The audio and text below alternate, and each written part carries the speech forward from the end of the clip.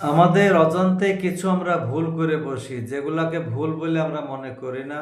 ছোট ছোট ভুল, কিন্তু আমাদের এই ভুলগুলো জীবনের জন্য একটা মহা অভিশাপ ডেকে আনতে পারে, মহা বিপদ ডেকে আনতে পারে। যেমন আমরা নামাজ পড়ি, মসজিদের ইমাম সাহেবকে নামাজের সময় হয়ে যাওয়ার সঙ্গে সঙ্গে বলি, মসজিদে চলেন চলেন, নামাজ পড়ান, টাইম হয়ে গেছে।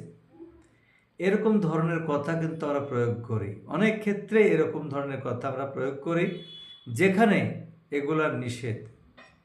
আমাদের উচিত যে প্রত্যেকটা জিনিস সবরের সহিত এবং তার নিয়ম অনুযায়ী কাজ করা।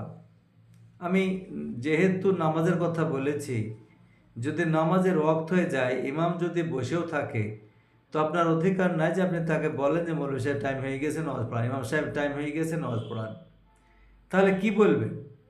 কাজ হচ্ছে দাঁড়িয়ে আপনি তকবির দিতে আরম্ভ করুন, ইমাম সাহেব বুঝে নেবে যে টাইম হয়ে গেছে, নামাজের টাইম হয়ে যাবে, নামাজে পড়ে নেবে।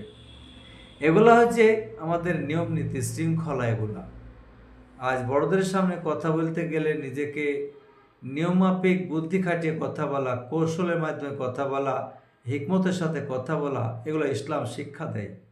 ইনশাল্লাহ আমরা পুরোপুরি আমল করব।